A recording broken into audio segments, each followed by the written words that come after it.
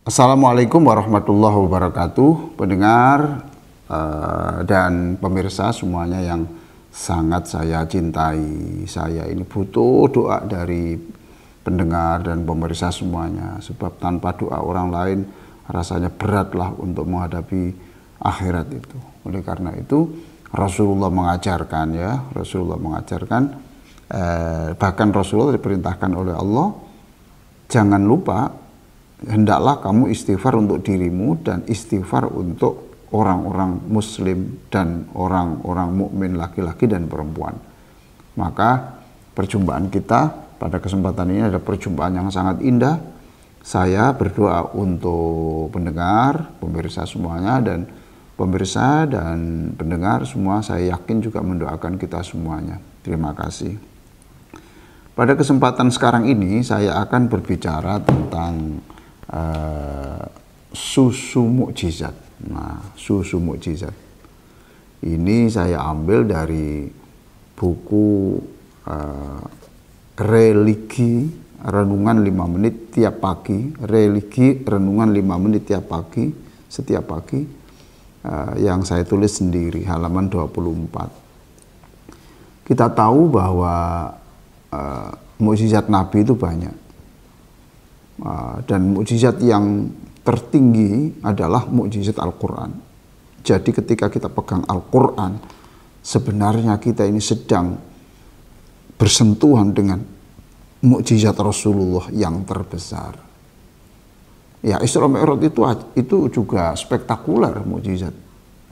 Isra Mi'raj bagaimana bisa menjangkau sekian, bisa menempuh sekian ratus kilo dari Masjidil Haram ke Masjidil Aqsa, yang semua orang itu harus melaluinya sekian bulan, Nabi hanya semalam. Itu juga spektakuler, luar biasa itu.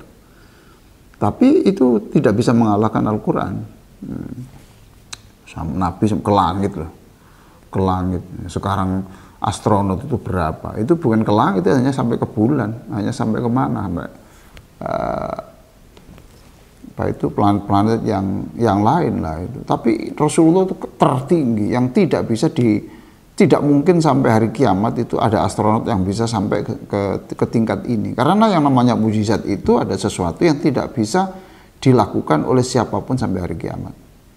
Nah, jadi mukjizat Al-Quran itu adalah bisa mengalahkan seluruh mukjizat para nabi, mengalahkan mukjizat Nabi Muhammad sendiri yang dalam bentuk yang berbeda-beda. Nah, saya hari ini hanya berbicara tentang judul yang menurut saya asyik, ya, susu mukjizat. Kok ada susu mukjizat? Ada, gini. Ini ceritanya begini. Ada sahabat yang seneng kucing, ya. Seneng kucing lah. Kucing kecil itu namanya Hurairah. Karena dia senang kucing itu, maka dipanggillah dia Abu Hurairah. Dan dia ini sahabat yang masuk Islam dalam usia yang paling tua. Teman-temannya yang lain sudah puluhan tahun, mungkin 50-an tahun lebih sudah masuk Islam. Dia masuk Islam dalam usia yang sangat tua. Tapi setelah dia masuk Islam, dia tidak mau berpisah dengan Rasulullah. Kemanapun Rasulullah itu pergi, dia ikuti. Kecuali kalau ke toilet atau ke rumah, tidak ikut. Begitu. Bahkan dia tidak sekali dua kali berjalan mungkin puluhan atau ratusan kilo sampai berganti-ganti terompah.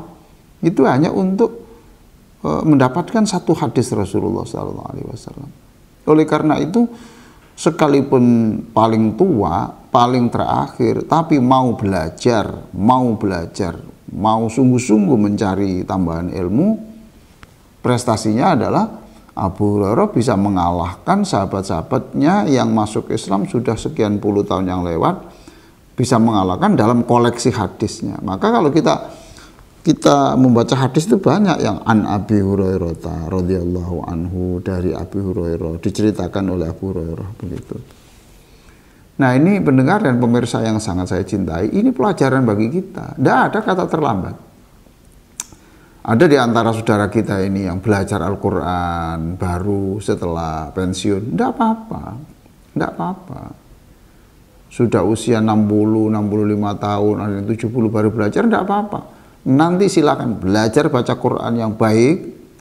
Ya, walaupun nanti sampai wafat tidak baik, tidak apa-apa. Yang penting Allah kan sudah mencium bau keringat kita.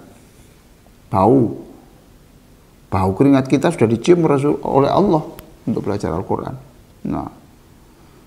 Nah, pelajaran bagi kita, sekalipun kita terlambat belajar agama, tapi ternyata kita belajar sungguh, pasti bisa mengalahkan sahabat-sahabat yang lain, teman-teman yang lain yang masuk Islam menjadi santri tapi hanya setengah-setengah, tidak sungguh-sungguh. Ini pelajaran. Ini saya ceritakan untuk mengapresiasi pendengar atau pemirsa yang sudah tua baru belajar agama. Nah, Abu Hurairah juga manusia biasa. Ya karena cinta ilmu ya, sampai dia tidak memiliki uang yang banyak. Konsentrasinya, fokusnya pada ilmu. Suatu hari dia ini lapar.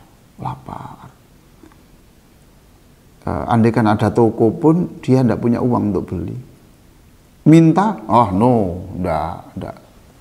Sahabat-sahabat yang mulia itu pantangan, meminta itu pantangan. Walaupun lapar ya enggak mau minta.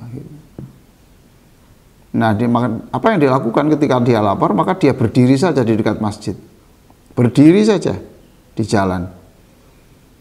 Nanti mudah-mudahan ada orang yang lewat dan mengajak makan. Nah, gitu saja.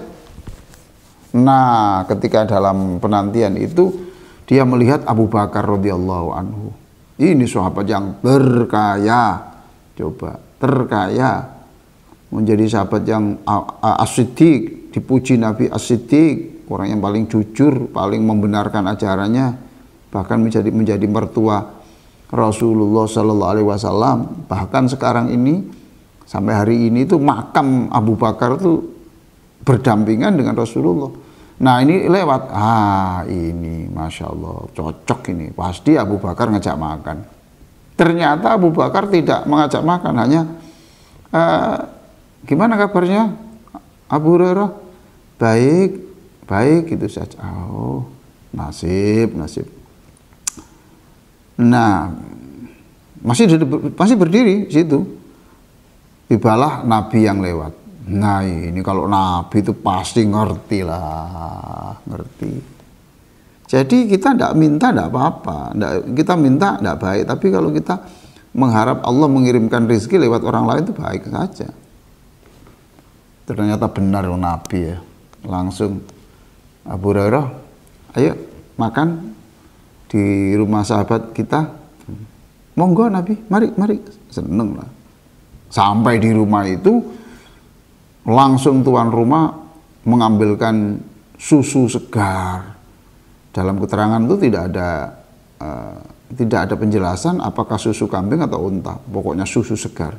Langsung ini. Enak ini segera. Tapi Rasulullah kok tidak nyuruh saya minum ya, gitu. Hatinya. Nah, ketika menunggu-nunggu Rasulullah menyuruh, justru Nabi melihat kejutan. Abu Hurairah, tadi kan kita lihat ya banyak teman-teman di masjid ya. Tolong panggil sini semuanya untuk minum susu ini.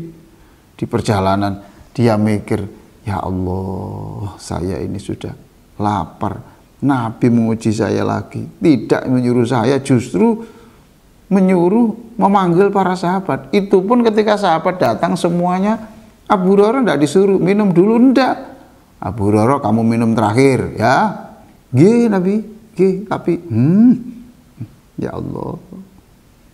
Jadi satu gelas itu diminum oleh sekian banyak sahabat dan satu gelasnya yaitu, tapi tidak habis-habis. Nah, inilah mukjizat. Ini mukjizat. Gelasnya yaitu, susunya yaitu, tapi gantian gelas itu diminum sekian banyak, tidak habis-habis. Ini mukjizat. Terakhir, sudah semua Abu Hurairah? Sampun, sudah. Alhamdulillah. Sekarang kamu minum ya. Minum. Ayo minum lagi. Ayo minum lagi. Aduh Nabi, sudah tidak kuat Nabi. Puas Nabi, Masya Allah, puas Nabi. Nah, inilah salah satu mukjizatnya Rasulullah Sallallahu Alaihi Wasallam. Jadi apa yang kita ambil dari pelajaran ini tadi sudah saya sebut satu, bahwa Abu Hurairah itu menyemangati kita untuk belajar agama yang sungguh-sungguh. Tidak ada kata terlambat. Kita salutlah kepada bapak-bapak yang tidak bisa membaca kecuali pakai kacamata, Qur'annya harus besar, tebal, dimasukkan tas yang besar, membawa pensil, Masya Allah, Masya Allah. Mudah-mudahan Allah merahmati semuanya.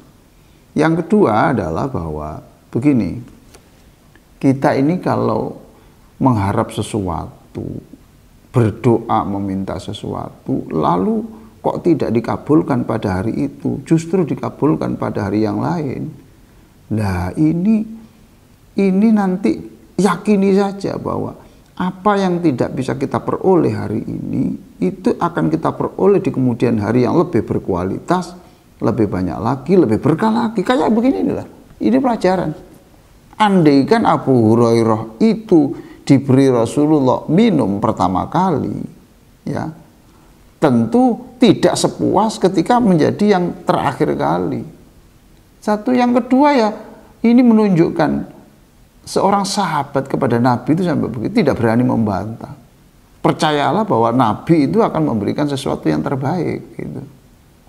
Ya, jadi kalau ada orang hari ini tidak mendapatkan sesuatu, yakinlah bahwa suatu saat itu nanti akan diberi. Mohon maaf, ada orang yang mulai lahir itu sudah sakit, Masya Allah, sampai mati ya sakit, ada kelainannya itu. Minta sembuh kok tidak diberi? Iya, memang tidak diberi sekarang karena nanti disediakan nanti itu yang sehat full nanti di surga. Jadi ada sesuatu yang kita tidak peroleh di sini, tidak diberi hari ini. Bukan Allah tidak mampu loh. Wah, Allah kok. Allah itu kun fayakun bisa. Bukan Allah tidak sayang kita, sayang. Kita yang tidak paham dengan sayangnya Allah. Jadi ada orang yang diberi sakit panjang di dunia. Bisa saja maksudnya Allah, ya supaya kamu sakitmu hanya di dunia, nanti di akhirat sudah tidak ada lagi. Masya Allah. Indah sekali ya. Gitu. Bisa saja ada orang-orang masuk surga itu nanti terkejut, saya kok bisa masuk surga? Iya, karena kamu itu minta apa saja tidak saya beri di dunia. Memang kamu sudah saya sediakan di sini. Nah, ada orang yang, mohon maaf saja, akhlaknya tidak baik, tapi sehat walafiat, bahagia kelihatannya itu. Bisa saja kebahagiaan hanya sampai di sini karena banyak melanggar agama. Besok ketika di akhirat baru itu ada penderitaan. Nah inilah yang dimaksudkan oleh Ibnu Athaillah dalam kitab Al-Hikam. Di sana beliau mengatakan, rubama a'taka famana'aka. Bisa saja Allah memberimu hari ini, tapi kemudian rubama a'taka famana'aka. Memberi sekarang tapi suatu saat tidak diberi. Ya. Warubama mana'aka fa'ataka. Bisa saja kamu itu di sini tidak diberi Allah, padahal kamu itu orang baik, ibadahmu baik, meminta kalau tidak dikabulkan Allah, iya tidak apa-apa, memang kamu disediakan nanti di surga. Nah gitu. Jadi Allah sudah punya pertimbangan-pertimbangan sendiri terhadap permintaan hambanya. Ya, sampai di sini, sampai ketemu pada kesempatan yang lain. Ya. Wassalamualaikum warahmatullahi wabarakatuh.